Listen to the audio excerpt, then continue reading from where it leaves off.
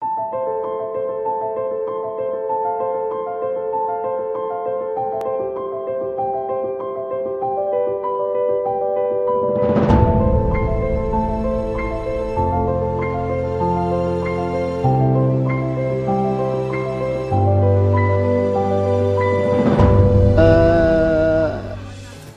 Mas, jadi batu mulia itu kan banyak macam, banyak ragam. Mulai batu ake yang mulai batu mulia jenis korundum, kalau ake kalsedon, kalau jenis-jenis batu mulia yang lebih tinggi itu korundum, dan yang paling tinggi adalah batu permata berlian, itu mineralnya karbon. Mineral karbon. Jadi kalau kita fokus bicaranya di apa ini? Di berlian. Di berlian. Iya. Berlian memang satu material mineral yang dijadikan oleh Allah begitu misteri sampai sekarang pun. Mineralnya kalau batu intan, batu berlian itu karbon, bukan korundum. Kalau jenis safir, jenis ruby, jenis yellow safir, pokoknya itu jenis safir itu korundum. Tapi kalau khusus berlian adalah mineralnya karbon. Dan karbon ini termasuk benda alam yang sampai sekarang masih misteri. Dia terjadi dari apa masih misteri dari para pakar ahli mineral. Namun begitu terjadinya berlian ya tentu memerlukan waktu yang sebetulnya manusia hanya bisa kira-kira, hanya bisa memperkirakan dengan proses yang begitu lama, ratusan tahun, ribuan tahun, bahkan jutaan tahun. Itu yang membuat berlian itu fenomenal. Dan sangat sulit sekali, jarang sekali, tidak setiap belahan bumi pasti mengandung intan dan berlian. Yang kita kenal kalau di Indonesia sekarang kan adanya yang di Banjar, Kalimantan, Banjar. Kalau yang kita lingkup internasional ya di Afrika sama Australia, terutama berlian-berlian fancy yang ada warna dia, yang secara kalau kita berbicara secara ekonomis nilai harga bisa fenomenal, itu yang fancy, yang warna, yang fancy itu yang warna. Tentu ini warna yang bukan warna yang natural, bukan diet. Bukan diet. Karena sangat langkanya berlian fancy ini, kemudian banyak sekali kalangan-kalangan ahli, karena tidak setiap orang bisa memiliki, maka kemudian diproseskan dengan proses pewarnaan. Itu pun kecanggihannya juga level-level, tidak semuanya sama, mulai kelas rendah sampai kelas tinggi. Nah, kemudian dari sisi-sisi lain, kalau yang sekarang lagi ngetren kan yang fancy, yang warna itu pun jangankan kita orang awan, di kalangan para kolektor ada untuk yang kualitasnya bagus, kemudian langka dalam warna juga sulit didapat.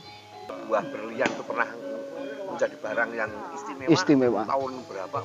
Oh, itu mulai zaman, kalau kita berbicara di Indonesia aja ya, mulai zaman Mojopahit, mulai zaman Kerajaan Singasari sudah berlian itu menjadi sudah ada. Kalau kita berbicara lingkupnya umum sudah tahu bahwa itu mineral yang istimewa yang kuasa ciptakan di alam ini. Itu sudah. Sebenarnya kalau buat manusia kan akhirnya pertama dia jadi satu cindera mata mungkin kan. Iya. Tapi bukan sekedar cindera mata mestinya. Iya. Ada dampak tertentu Ragus ketika seseorang pakai berlian itu apa ke bentuk aura tubuh manusia atau anu berapa? Tentu kan setiap yang diciptakan oleh yang kuasa itu kan pasti ada guna dan manfaat. Cuman ada sebagian yang sudah diketahui manusia, ada yang masih banyak hal yang manusia belum bisa menguak misterinya. Kalau kita ngomong masalah sebuah benda dari berlian, apalagi materialnya tertinggi, tentu kalau kita melihat dari filosofi ya, kemudian dijadikan cendera mata, itu bisa dijadikan simbol dari sebuah mungkin suatu cinta kasih, ikatan cinta kasih, ataupun simbol dari kejayaan seseorang, ataupun itu semua merupakan doa kan Mas, merupakan doa. Pengharapan dari yang pemakai itu. Nah, ini pun kalau kita berbicara ke sunatullah, artinya hukum sebab akibat, hukum sebab akibat. Itu kan manusia ini sebetulnya makhluk yang paling sempurna, dan dilihat dari materi yang kuasa ciptakan manusia juga bermacam-macam. Namun begitu manusia kadang kita kenal suplemen sekarang, suplemen. Batu-batu permata tak ubahnya seperti itu. Bisa dijadikan suplemen. Mungkin orang tertentu penunjang energi lebih kuat, seperti berlian pink, berlian biru, itu merupakan simbol-simbol tertentu. Black diamond, itu simbol-simbol tertentu. Dan itu tentu memiliki, kalau kita berbicara energi, pasti ada pengaruh energi yang bisa mempengaruhi kita. Tentu semua dengan izin yang kuasa. Tentu dengan izin yang kuasa semuanya. Pasti ada lah. Seperti kita ambil empon-empon bumbu masak aja, setiap empon-empon itu pasti kalau dikonsumsi juga beda-beda rasa. Penggunaan juga terserah, manfaatnya lainan Mas. Ini akan jadi satu fenomenal kan biasanya di masyarakat umum ini kan hanya membicarakan persoalan tuh batu yang punya energi itu batu-batu kelas kampungan kan. Artinya yang apa ya akik dan ini kita jenengan membicarakan satu tema itu segak umum. Kan memang karena Gus ya jarang orang bahas ini gitu. Iya, memang kan sesuatu itu terbahas itu kadang karena masyarakat umum sudah mengetahui, makanya menjadi dan mungkin mampu. Ya, kalau untuk yang kelas berlian itu levelnya orang-orang tertentu lah. Kita kalau bisa kita bicara dari harga aja ya, enggak usah bicara dari sisi lain. Harga aja sudah kelasnya menengah ke atas orang-orang yang bisa. Apalagi kalau sudah yang bicara yang unik, keunikan dari suatu. Karena berlian pun juga ada seperti akik, batu akik yang unik. Misalnya batu akik yang ada motif gambar, atau batu akik yang dengan bentuk yang unik atau gimana. Berlian juga ada, berlian yang unik dari sisi warna. Cuman kan sesuatu yang sulit. Kalau Gus, kalau ini kan barang mewah, Mas, karena barang mewah, perawatannya gimana Gus? Oh, kalau barang mewah perawatan, kalau berlian perawatan secara khusus, kalau kita bicara ritual tentu ini substansinya pribadi masih enggak bisa. Enggak ada kalau kita ngomong. Enggak ada.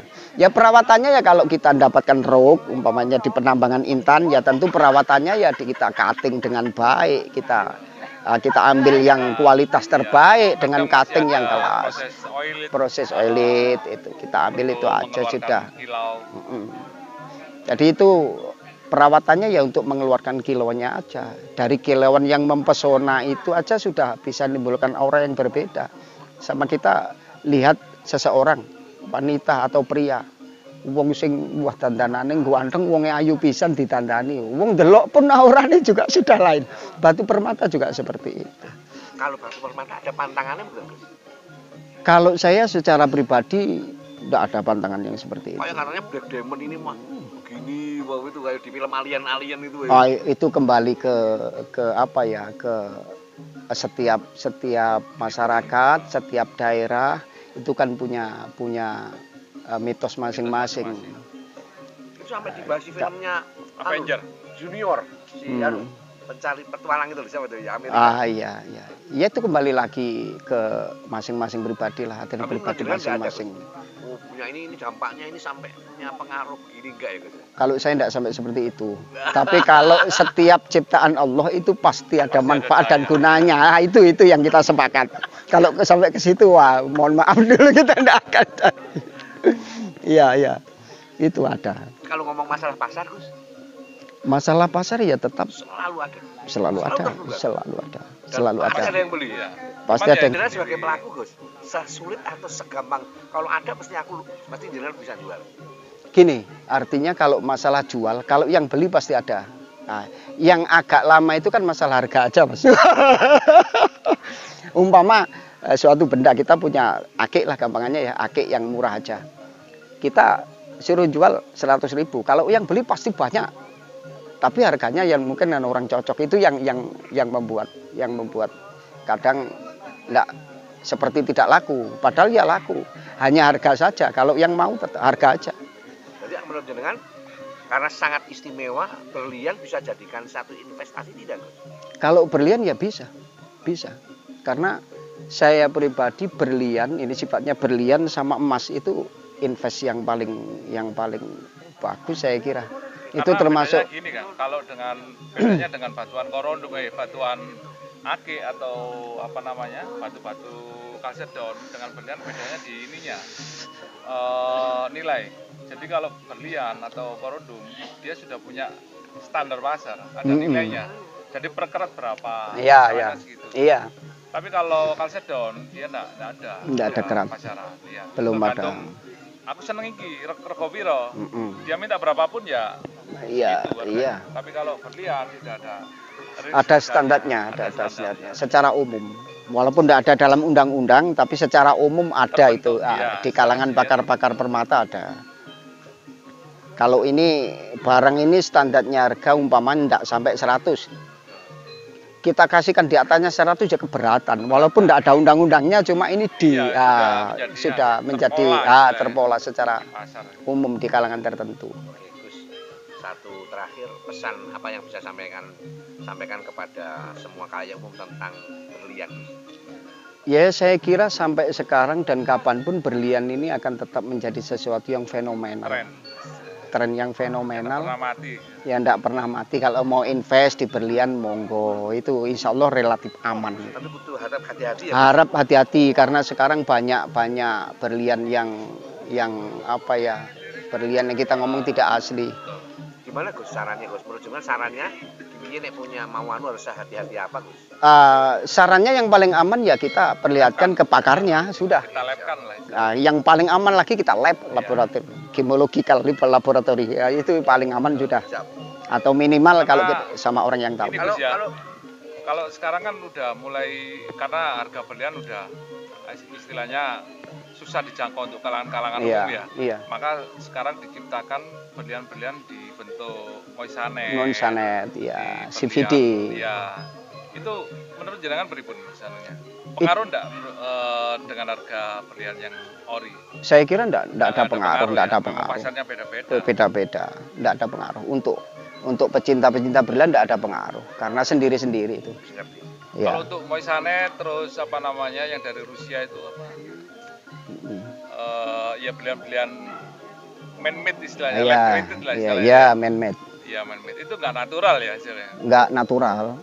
Apapun bentuknya kalau enggak ori ya enggak natural gitu aja. Terakhir kan ben materi kantek. Gus, jenengan menerima konsultasi cek barang itu. Kalau konsultasi cek barang kita enggak punya sertifikasi untuk itu, lisensinya itu enggak ada. Tadi yang lebih soheh lagi harus yaitu tadi gemologi kalau laboratory. Teman sharing bisa, Gus. Kalau umpama ya sesama teman mau beli melihatkan sedikit ya kita enggak apa-apa. Kalau jenengan bisa kontak, Gus. Kontak ya bisa. Boleh kalau kontak 0878 18 19 20 23. Jenengan siap membantu kawan-kawan. Insya Allah. Oke. Ya, selagi saya bisa bantu, saya siap bantu. Insya Allah. Oke. Terima kasih, Kang. Ya.